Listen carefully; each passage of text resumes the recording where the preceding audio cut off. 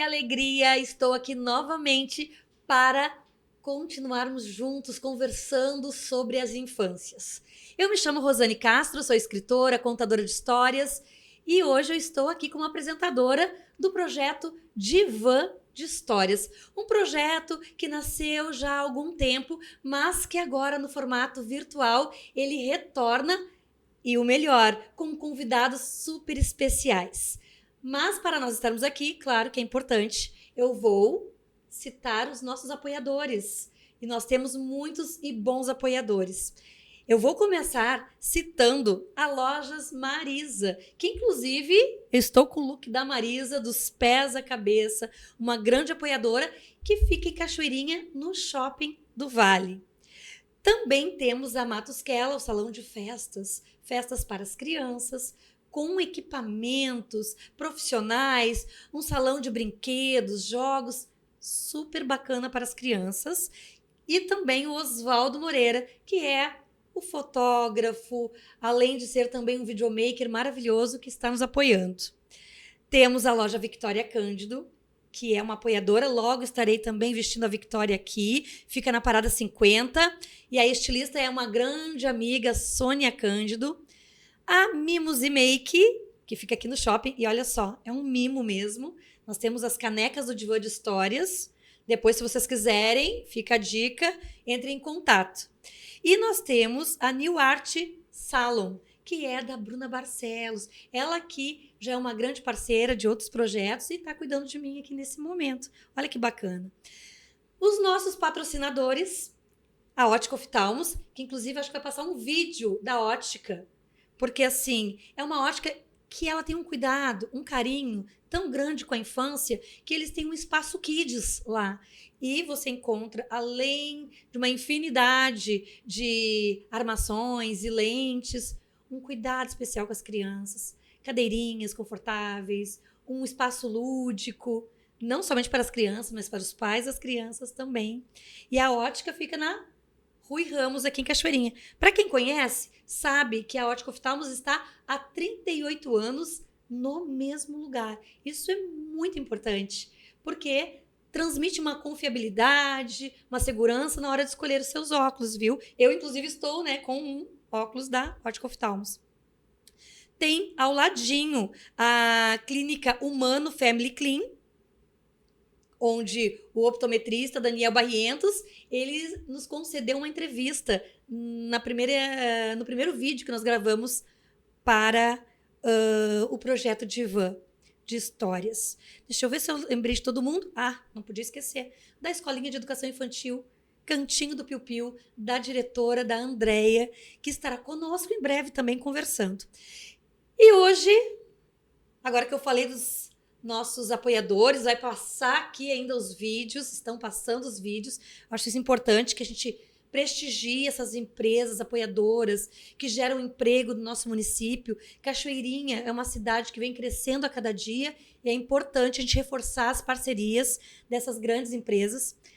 E enquanto vai passando o vídeo, eu tenho que falar do nosso convidado especial de hoje. Aliás, que data importante! Ele está concedendo essa entrevista justamente num dos dias que eu comemoro sempre. Porque eu já fui atriz. A gente não deixa de ser atriz, mas eu atuava muito com teatro. Então, nos meus primeiros 10 anos de carreira, eu atuava em grupos de teatro. E então, dia 27 de março, Dia Internacional do Teatro. E olha só quem é o nosso convidado. Tenho certeza que vocês aí que estão assistindo já estão na expectativa para saber quem é esse convidado. Ele já está aqui nos bastidores. Ele traz um conteúdo incrível para compartilhar conosco. Então, eu vou falar um pouquinho sobre ele.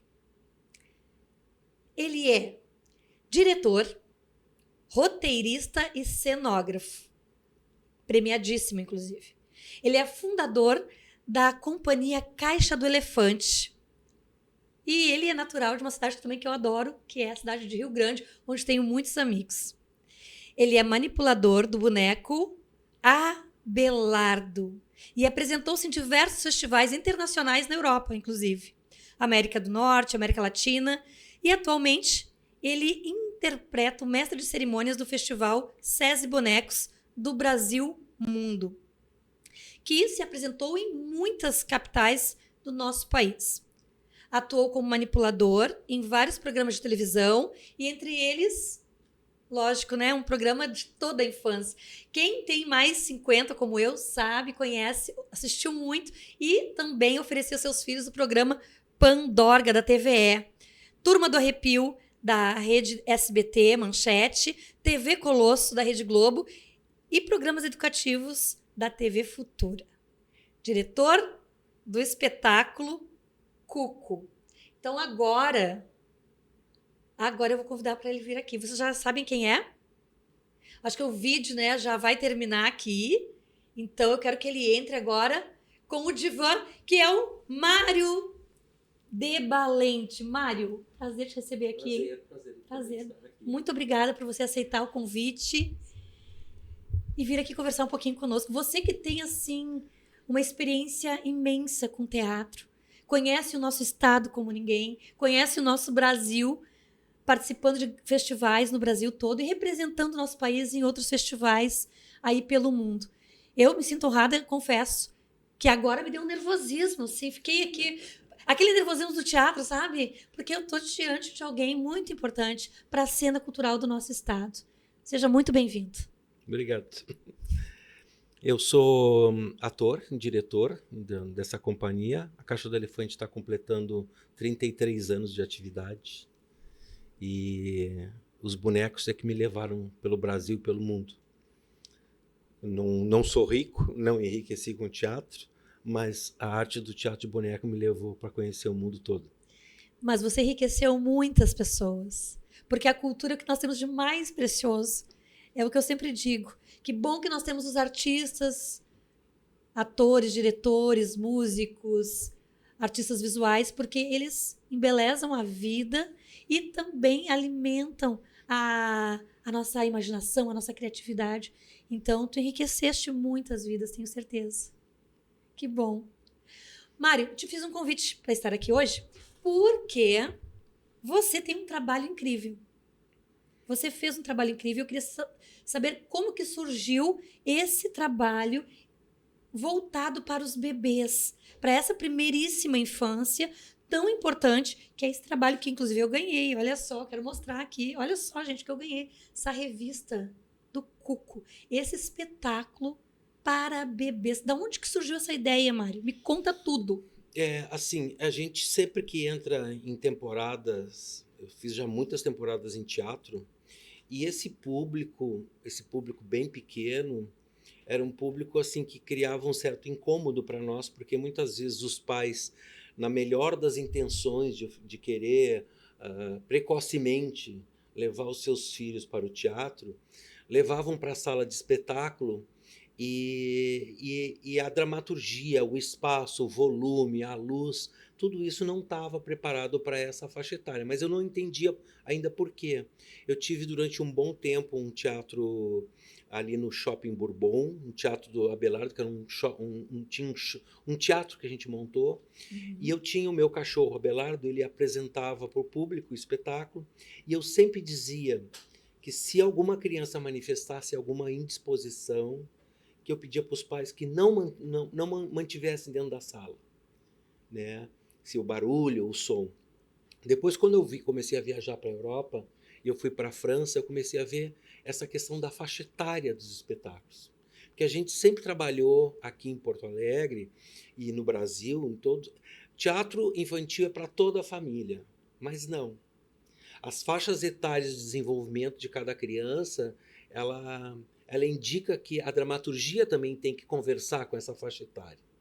E essas crianças de colo, bem pequenas, quando chegavam no teatro, escurecia a luz, entrava a trilha, pulava um ator no palco, as crianças se assustavam.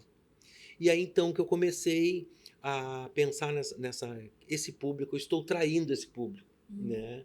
Eles estão entrando, estão pagando o ingresso, mas aí eu devolvia o valor do ingresso para os pais, mas eu pedia para eles que se a criança não estivesse confortável, que ela não ficasse na sala. O teatro não pode ser uma tortura, né? Se não está legal, se assustou, sai. Se o problema é o ingresso, então a gente devolve o ingresso. Aí depois, quando eu conheci o Paulo Foch, a gente foi para a Itália E aí a gente viu, então, um festival de teatro para bebês. E lá já acontecia há muitos anos, em Bolonha. E aí eu vi muitos espetáculos da Itália, França, Espanha, Canadá, Finlândia, Dinamarca, e eles já faziam isso há muitos anos. E aí a gente voltou para cá, ganhamos um edital Miriam Muniz, e aí começamos. Juntei uma equipe toda que trabalhava com infância, a Margarida Arrache. Nós fomos sócios numa escolinha de arte em Rio Grande, que nós íamos do curso de educação artística da FURG. Depois eu fui fazer faculdade de teatro e fui fazer artes visuais.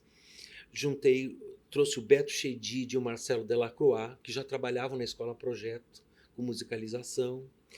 A cenógrafa trouxe toda a proposta dos objetos e a gente começou então a montar o cuco, que pelo cuco do relógio, pelo nome, é das primeiras experiências sensórias que os bebês passam com os pais, que é essa brincadeira do aparecer, do revelar e esconder, que é aquela brincadeira que o pai pega a fralda, bota no rosto assim, e o bebê pensa que ele sumiu, que ele deixou de existir, e quando baixa aquela fralda, dá aquele frisson, ah, papai, mamãe voltou de novo.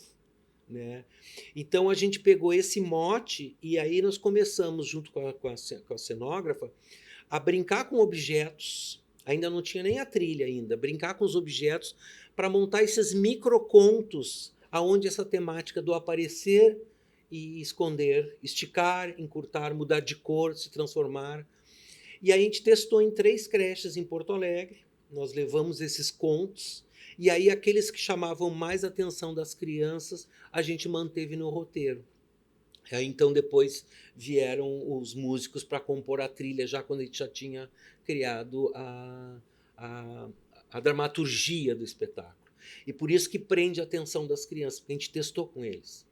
Né? Às vezes o Sim. adulto pode imaginar, eu estou fazendo uma coisa fantástica e para os bebês não interessa, porque tem toda a questão. Isso que eu estou apresentando para eles tem a ver com o momento que eles estão vivendo? Eu estou apresentando essa cena na altura do campo visual deles? É confortável para eles? Eles não têm que olhar, né? A questão de foco, de atenção, das cores. Eu estou oferecendo uma gama muito grande de cores ou eu estou selecionando como quem pinta, começa a pintar um quadro branco? Então foi assim que a gente foi montando. E enquanto você falava, passava um filme, assim, eu fico imaginando que é um teatro experimental, no sentido de levar essa experiência, primeiro, como você explicou, para 3 escolas, experimentar mesmo. De repente, algumas coisas entraram para a cena, para a dramaturgia, outras talvez vocês retiraram. Sim. Vocês tiveram também, além dos profissionais da área da cenografia, o músico, o pedagogo, teve mais profissionais envolvidos, por exemplo, para falar sobre o desenvolvimento infantil? Como é que foi um pouquinho assim?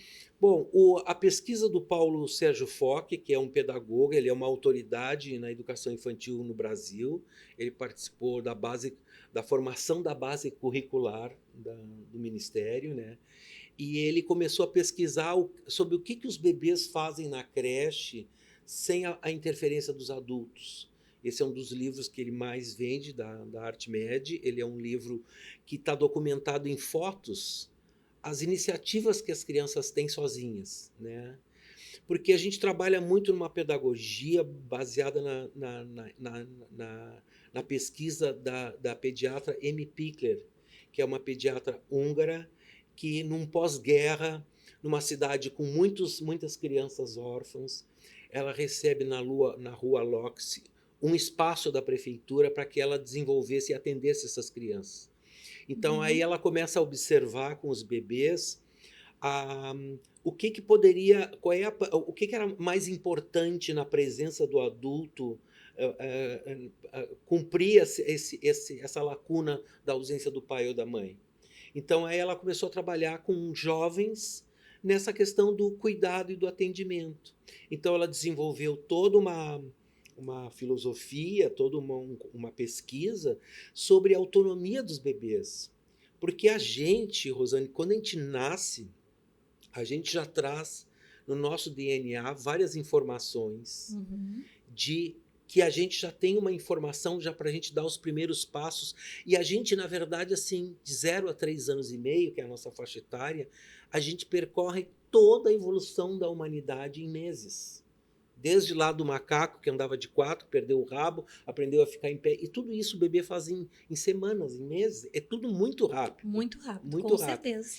E tem uma questão que é um comando que a gente tem interno, que é se tem uma coisa que eu não conheço, que me chama atenção, eu vou em direção a ela, de corpo e alma, como eles vão, e aí eles vão lá revelar o que é. E quando eles revelam, isso dá um prazer.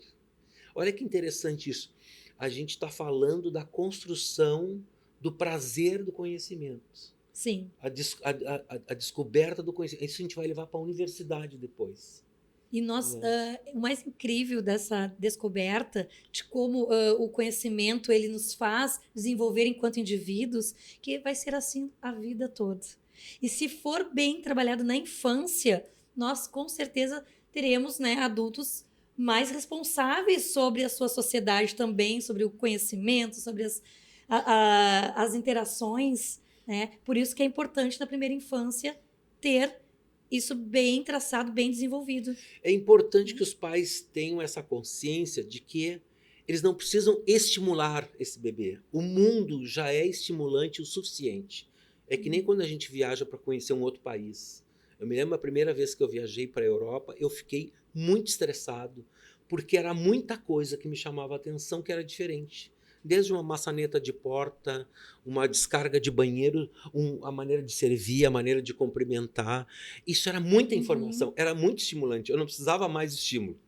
A mesma coisa com os bebês. Os bebês estão chegando ao mundo, eles chegam nessa sala aqui, ali tem um LED que acende, ali tem um troço que pisca, e eles ficam... Eles vão de corpo e alma. Eu preciso ver o que está ali. O que é essa lâmpada que está acesa? Por que ela está acesa? Me chamou a atenção. E aí, quando ele vai, ele revela, ele cria hipóteses. Então, os bebês são cientistas, né? Porque eles elaboram hipóteses, vão lá, testam, comprovam. E depois eles repetem várias vezes a experiência, porque é uma experiência que dá prazer, porque eu já conheço ela.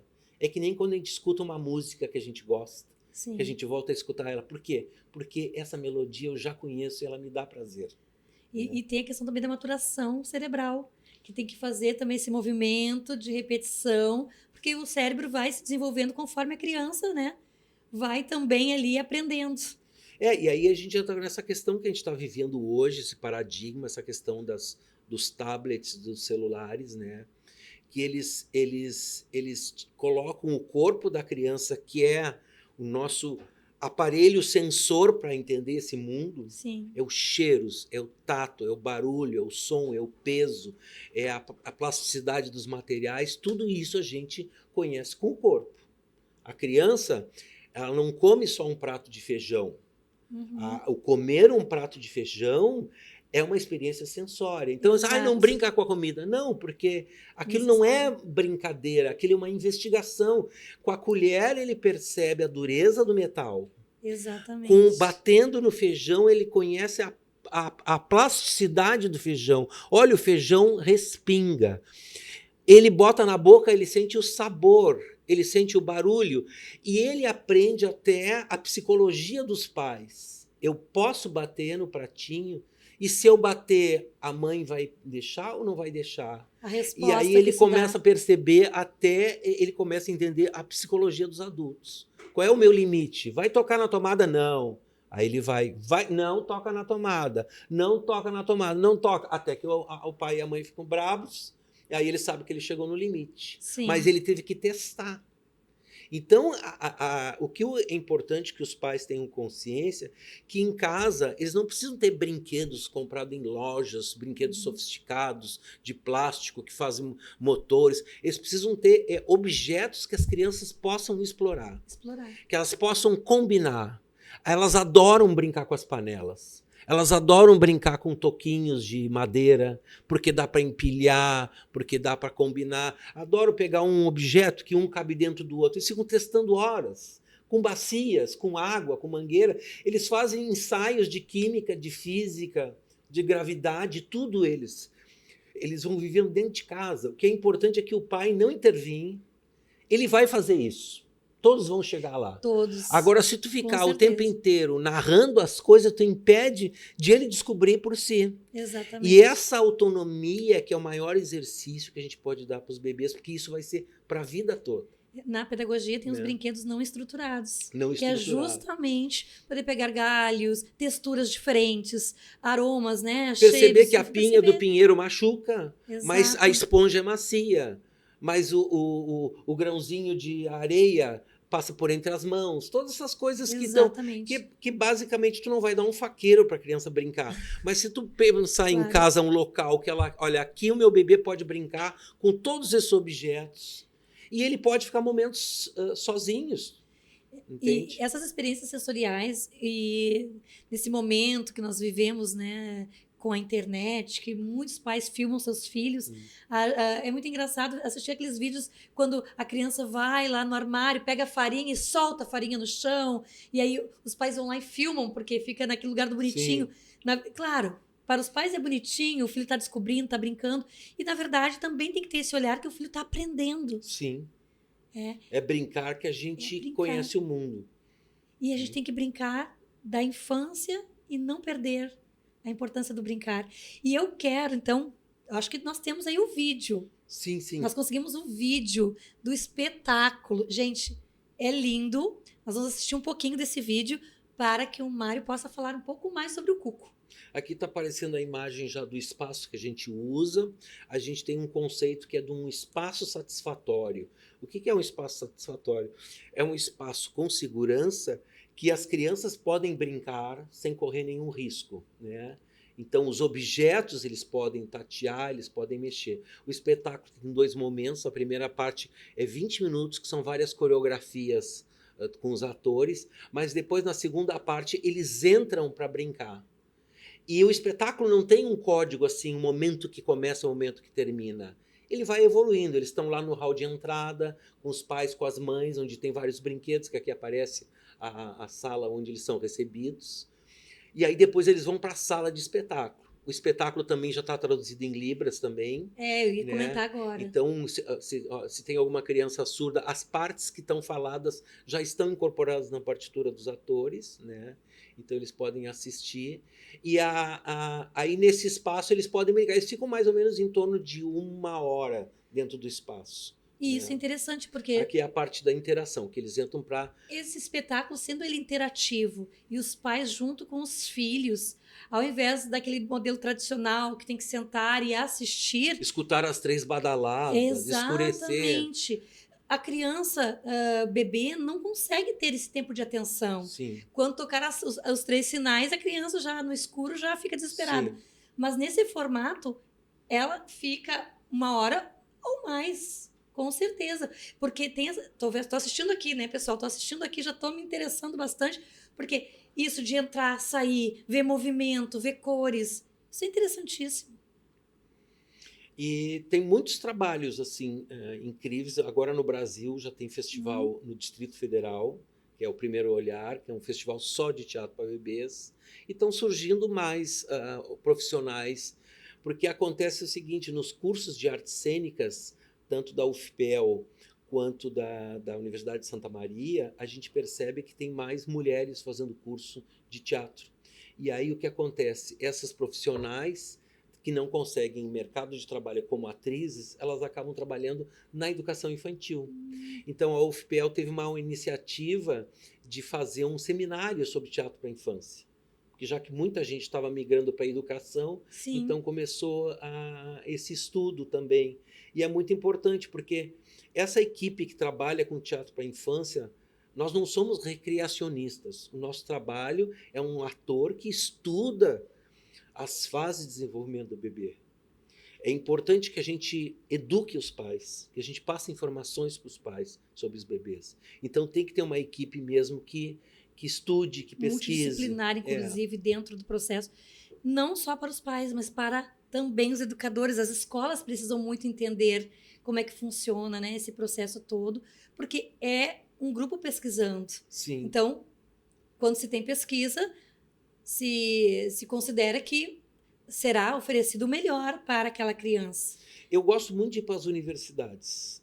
O Cuco, assim, logo no início eu percebi que os festivais de teatro tinham uma certa resistência, porque o nosso espetáculo atende 65 bebês por sessão, né? Então, assim, num festival onde eles querem colocar 500 pessoas, aí é inviável eles levarem. Não tem muito... E aí eu comecei a perceber que o nosso circuito tinha que ser próximo das universidades. Então, a gente trabalha muito com coordenadoras de educação que têm uma visão contemporânea de infância, porque tem que entender por que é Com importante esse trabalho, né? Que alguns, não, mas isso aí é muito caro. Não, mas eu queria colocar o município todo dentro de um ginásio. Não, não é assim. Não, a coisa não rola assim. A gente é responsável por atender bem essas crianças, né? E um espetáculo de qualidade exige também da equipe, dos atores, esse olhar, até mesmo porque estão ali os pais juntos. Então, são 65 crianças, bebês, acompanhados dos seus pais. Provavelmente, às vezes, vai o casal, ou vai só um, né? E atingir as infâncias dessas famílias. Sim. Né? Porque o pai e a mãe também... Eles se emocionam, sabe por quê? Porque nós não tivemos uma experiência assim na nossa infância. Então a gente meio que a gente tem poucas lembranças dessa fase, né? A gente sabe de alguma coisa, um objeto, uma coisa brilhante, um troço que a gente ganhou de presente e tal. E quando eu faço uma combinação com os pais antes de começar, antes de entrar na sala, e aí eles já ficam desarmados porque eles não podem usar o celular. E aí todo mundo tira os sapatos também.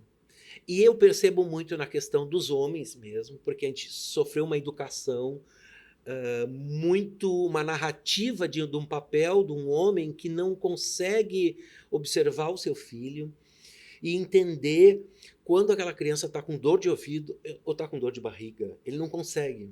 Então eu sempre acho engraçado que os homens são sempre aqueles patetas que vão atrás ou empurrando o carrinho ou carregando a bolsa e só são acionados na hora da emergência. Porque até quem programa o espetáculo são as mães. As mães é que agendam. E eles vão. E aí eu percebo assim que nas capitais a gente vê mais os pais e as mães, e no interior a gente vê mais as mães ainda no teatro. Mas isso é uma coisa que está mudando. Sim. Esses papéis estão sendo mais divididos. E isso é muito importante. Que aí a gente tira essa carga pesada que o homem tem de ser esse bruto, esse endurecido, e ele também passa a trocar fralda, ele passa a fazer comida, ele passa a ter uma outra percepção do filho que ele trouxe ao mundo também.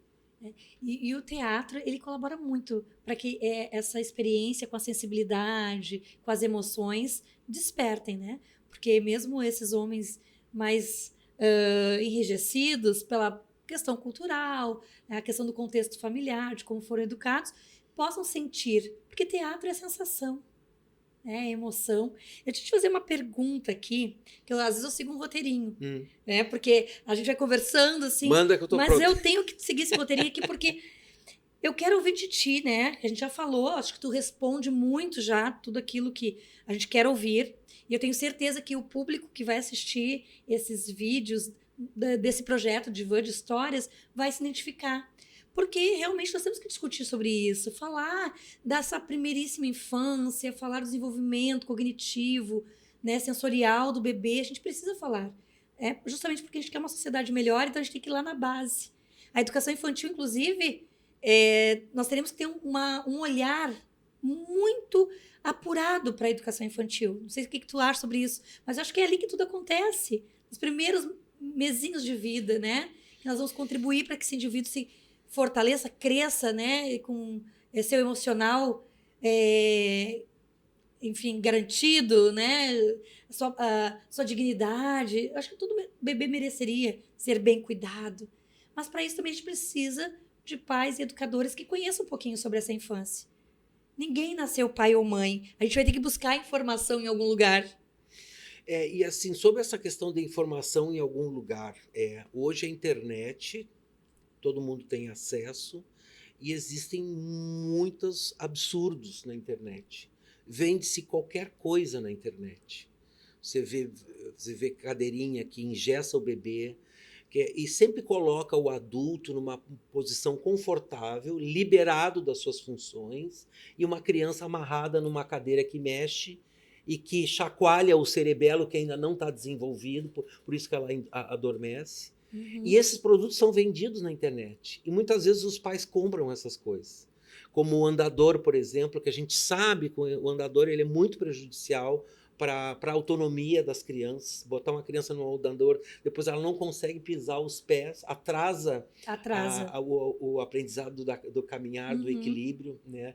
Então, eu acho que eu tenho alguns autores assim que eu acho que são fundamentais e que tem bastante material na internet, que é essa pediatra Amy Pickler, que é muito legal e ela faz a gente entender da importância da autonomia, de a gente se colocar, de a gente perceber que tem momentos que a gente tem que ficar numa posição de escuta, entende? De observar.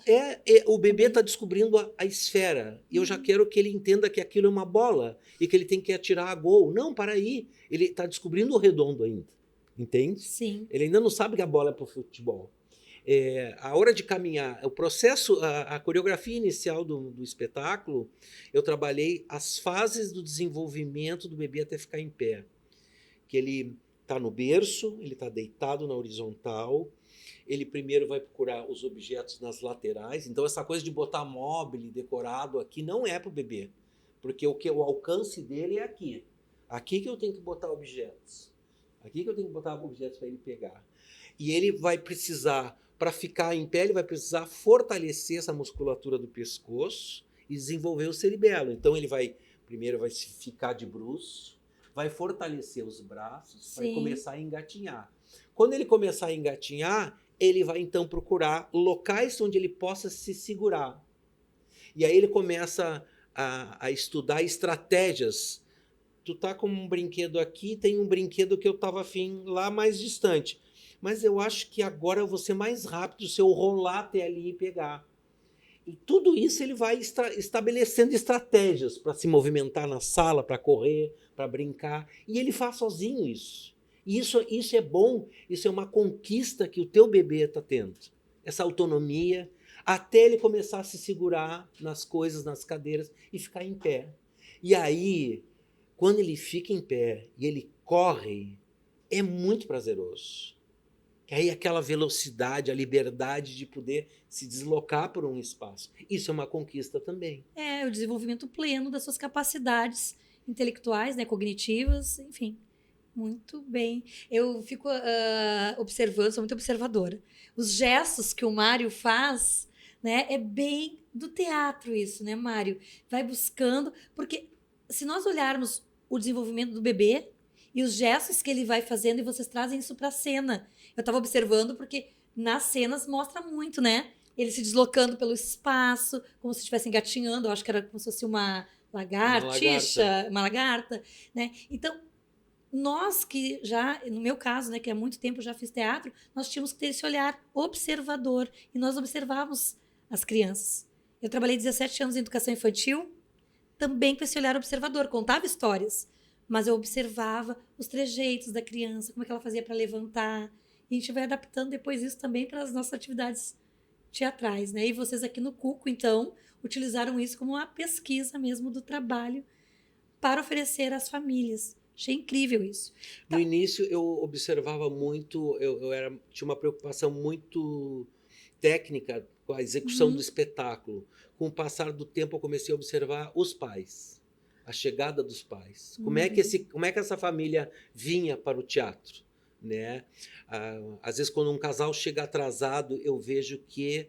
Porque o que acontece? Esse bebê, ele não sabe, a família agendou aquela programação lá na segunda-feira para domingo. Ele simplesmente vai ser colocado dentro de um carro e vai aparecer num centro cultural onde tem outros tantos bebês e ele nunca viu também tantos bebês ao mesmo tempo, de repente. Né? Então, assim, ó, é muita informação. E essas informações têm que ser chegando aos poucos, né? Então, aí eu comecei a observar essa família que chega, como é que ela chega? Se ela está chegando atrasada. E aí eu percebo, assim, como os bebês, por osmose, eles pegam o sentimento que o casal tem naquele momento da... Se o pai estava a fim de assistir o Grenal e foi contrariado no teatro, se os dois estavam em comum acordo, se os dois estão em lua de mel com o bebê, se os dois estão em conflito, e isso a gente vê nas crianças. E a questão do celular, por exemplo, que eu faço uma reunião com eles antes, rapidinho, assim, que a gente estabelece umas regras para eles entrarem nesse estado de escuta, né? Uhum. E a criança, ela está observando as coisas e ela sempre vai olhar para a mãe ou para o pai. Por quê? Porque ela não tem ainda uma percepção se isso que eu estou vendo me assusta ou não me assusta. Ela precisa olhar para o rosto da mãe se a mãe está assustada ou não. Para mim foi um troço estranho, mas eu procuro o olhar da mãe, do pai. A segurança. E aí, muitas vezes, ela procura e tem um tablet na frente, tem um celular na frente. E aí é uma desconexão total. Aí essa criança está num espaço que ela não encontra esse olhar desse espelho para dizer para ela, não, filho, isso é legal, olha lá. E aí ele volta a acompanhar. Então, por isso que o celular é muito complicado. Quando você estiver trocando as fraldas do seu filho, não faça nada, não veja televisão, não, sabe? Você olhe para ele e veja ele te olhando. Isso é uma informação muito importante para ele. Né? Existem já pesquisas sobre a questão do desenvolvimento do autista desta falta de desconexão com o olhar. Com o olhar. Porque tu tá assim, o teu olho tá procurando coisas. O olhar da mãe, aquele rosto que te deu, que te emprestou o seio para mamar e que tu ficou olhando para ele, que no outro programa que tu entrevistou o outro profissional, né, falando sobre essa questão. É muito importante. Isso nos dá foco para as coisas. Esse olhar da mãe, Sim. o olhar do pai. E eu já vi uma experiência num espetáculo que a mãe registrava tudo com as reações do bebê, e aí o bebê deixa de olhar para ela e começa a olhar para o pai que estava assistindo o espetáculo. Porque ela olhava para a mãe e tinha um celular apontado para ela. Sim. Vê que interessante. O bebê procurando alguém que me olhe, alguém que me diga se isso aqui é bom ou não. Mário, falamos bastante da questão da família, né?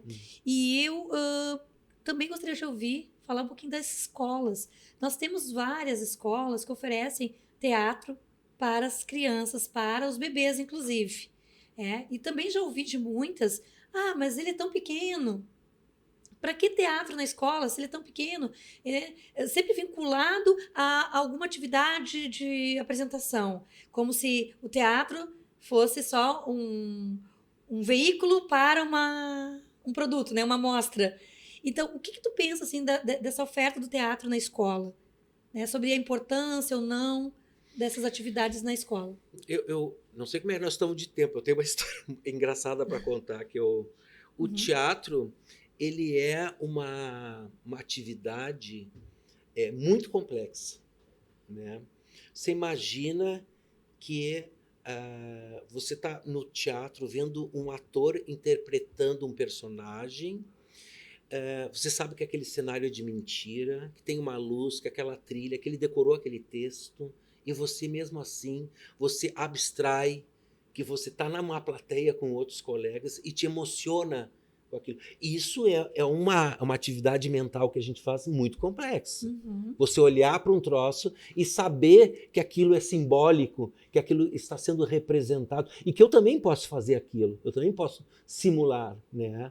Eu tenho um exemplo que é o do motoqueiro de Nova Hartz, que era Sexta-feira Santa, a cidade encenando a paixão de Cristo, está lá o Jesus na cruz, os dois bandidos, os ladrões dos lados, e aí o Jesus já deu aquelas frases finais, e aí o soldado romano vem para cravar aquela lança, né, que é a lança, o golpe final ali da morte de Jesus e tal, e na hora que o soldado romano vai fincar a espada, um motoqueiro com o capacete pula no palco, mas enche da uma camaçada de pau no soldado romano, a peça para, é uma correria no palco, tudo uma loucura geral. Você vê o poder do teatro. Essa pessoa, ela abstraiu completamente a encenação. Fulano, Jesus é teu vizinho, a Virgem Maria mora na tua rua, é tudo pessoal da cidade, entende? E por isso a força que tem o teatro. Entende? A força da emoção que ela gera. Da emoção, da abstração, o quanto que ela mexe na nossa cabeça. A gente vê, sabe que é mentira, mas mesmo assim eu me permito chorar pelo meu vizinho que está com coroa de espinhos de plástico na cabeça, né? Sim. Entende? Então, isso... A gente está dando essa ferramenta para as crianças. Uhum. Porque o pensamento abstrato, ele é a porta para a criatividade. Porque as coisas que a gente cria, tudo que está aqui no estúdio, elas foram pensadas antes de serem fabricadas. Alguém pensou que esse microfone deveria ter uma mola para que o som, quando batesse, não fizesse outros barulhos. Essa pessoa imaginou antes de construir. E tudo na vida, toda a nossa sociedade, o nosso ambiente, tudo foi pensado antes. A gente teve um ensaio de abstração para depois tornar concreto. Então, é essas ferramentas que a gente está entregando para as crianças. Uma criança que tem essas ferramentas, essa criança, ela faz qualquer coisa na vida dela.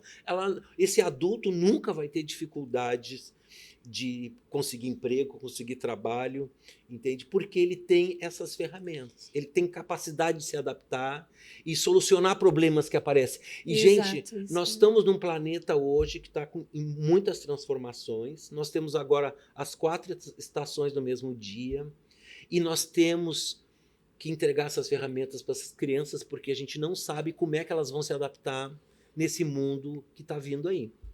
E na infância, as oficinas de teatro, e eu trabalhei muito nas oficinas, né? Lembro bem como eram discutidas essas atividades, assim. É o brincar tá ali. Quando a criança está simulando, está encenando, ela está brincando, porque para ela tá nesse lugar do brincar.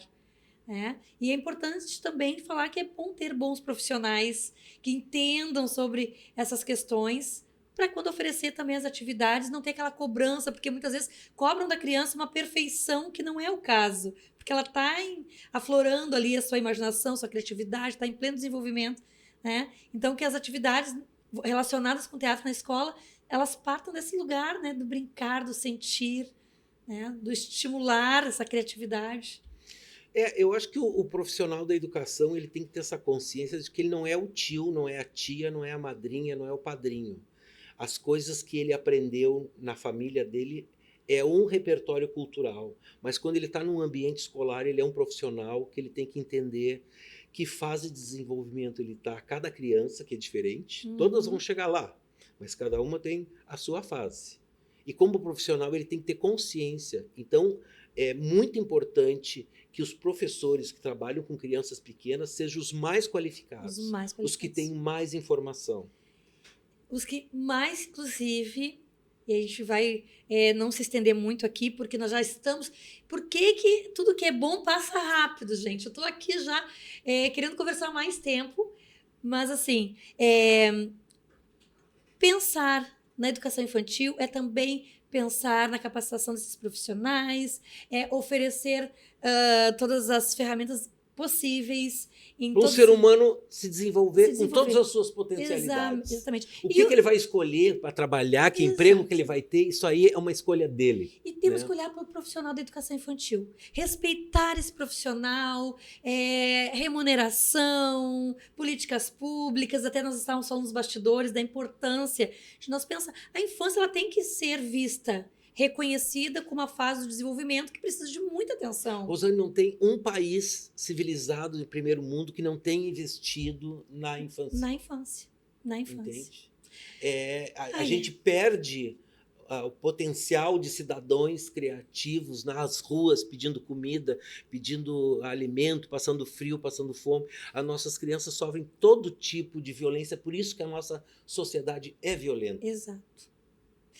Ai, é isso. Ai, gente, dá tua mão aqui, que eu queria ficar mais tempo conversando contigo. Eu quero convidar. O Cuco está entrando em cartaz no Multipalco do Teatro São Pedro, agora na primeira semana de maio, no mês das mães, de 3 a 12 de maio, lá no Multipalco, no Teatro Olga Reverbel, que foi uma grande incentivadora do teatro na infância. Nos dias, repete para mim. De 3 a 5 e depois de 9 a 12 de maio. De maio. Sexta, sábado e domingo. Ó, ficou bem registrado aí, que é para ninguém esquecer, viu? Entra lá no site do Teatro São Pedro, já...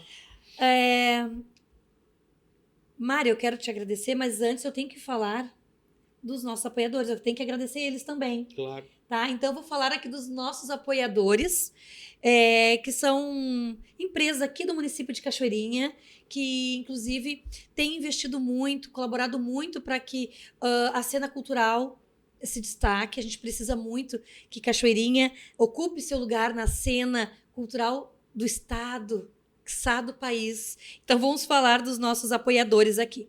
Lojas Marisa é uma grande apoiadora, inclusive estou vestindo as Lojas Marisa.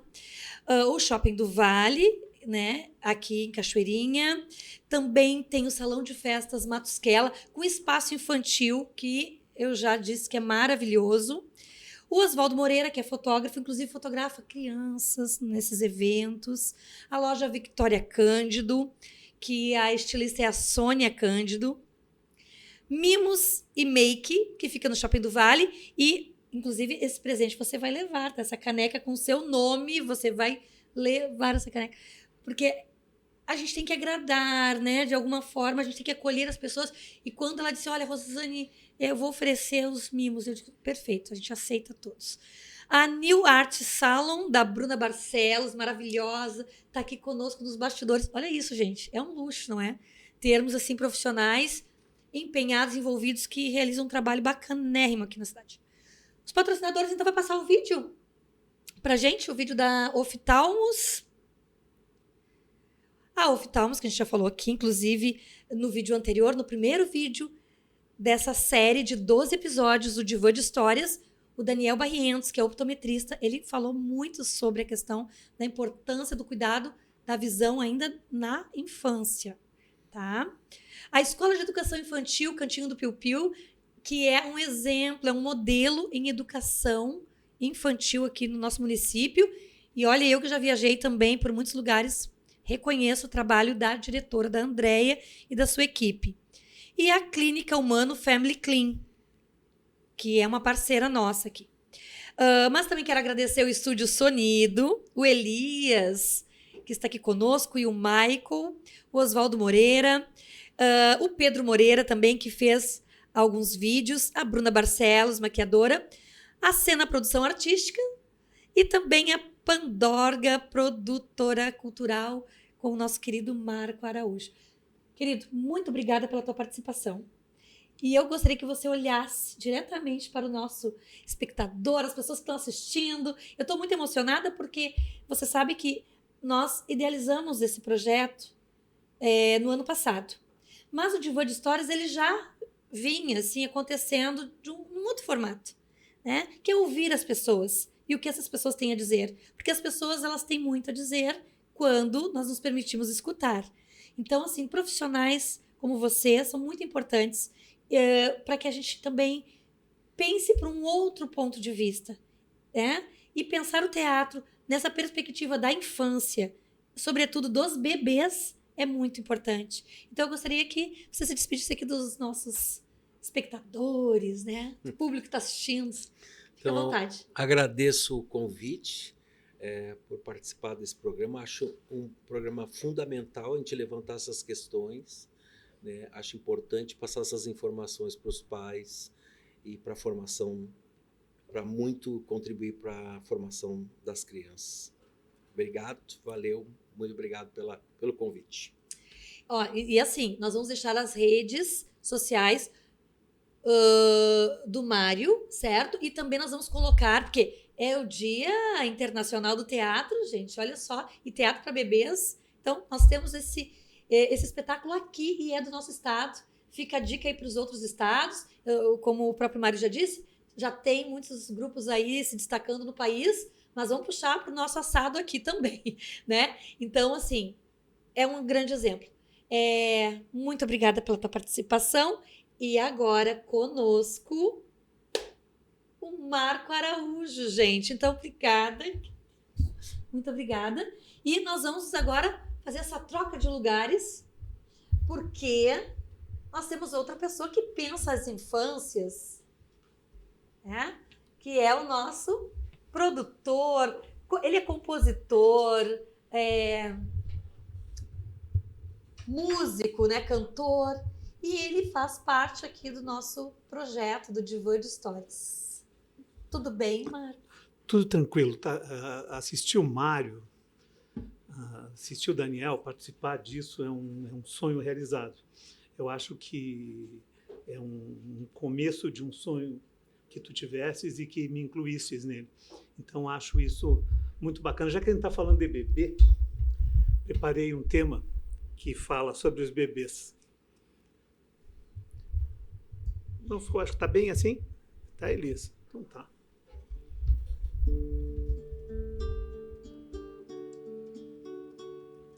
Essa cantiga de roda é moda de amor, azul cor-de-rosa, lilás luminosa, oferta amorosa do meu coração.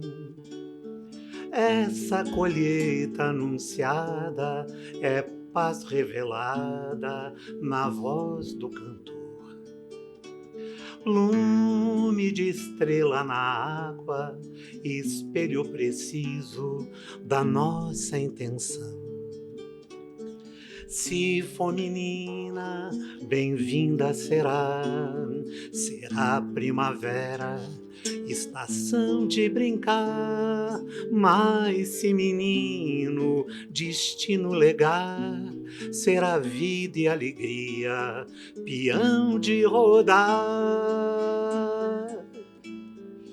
Essa cantiga de roda é moda de amor, azul cor-de-rosa, lilás luminosa, oferta amorosa do meu coração. Assim peço ao mundo uma trégua, 2 dedos na régua do Deus Criador. Cascatas de luz sobre a terra, um mundo sem guerra, um parto sem dor. Se for menina, bem-vinda será primavera, estação de brincar. Mas se menino, destino legar, será vida e alegria, peão de rodar. Essa cantiga de roda é moda de amor, azul cor-de-rosa, lilás luminosa, oferta amorosa do meu coração.